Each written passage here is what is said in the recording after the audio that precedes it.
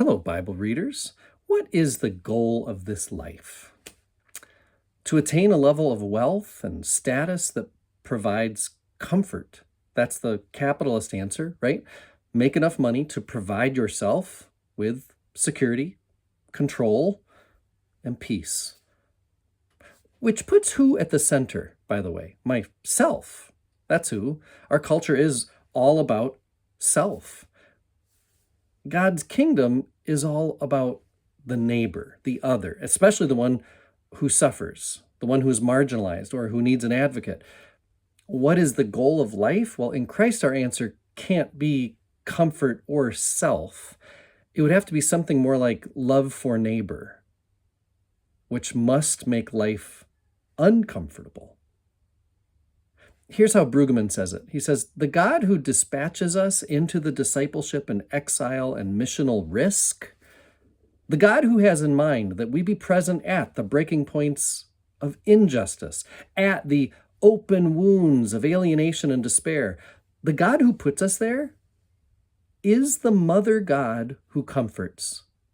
Being comforted by the presence of God is an alternative to our quest for being comfortable. The gospel is always against our being comfortable in order to be comforted in our dis-ease. I invite you to think about this terrible distinction between being comfortable and being comforted, between our capacity to cope and our willingness to be held and embraced, to be nursed and cared for and suckled by this God who now speaks and holds us amidst our dark night of ache, holding our bodies that tremble with the tears of fatigue and despair. This mothering God who says comfort only in the midst of exile, who drops the shrill tone only when we are lean and needful. This oddly available God is known to us in text and in tradition, in creed and in song and in sacrament, but finally is known in hidden communion when we take time in our discomfort to be held in the secret place of our hurt.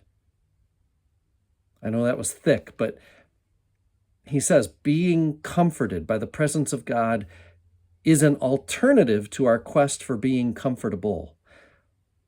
So today, be encouraged in your quest as you keep faith alive, loving your neighbor more than serving yourself.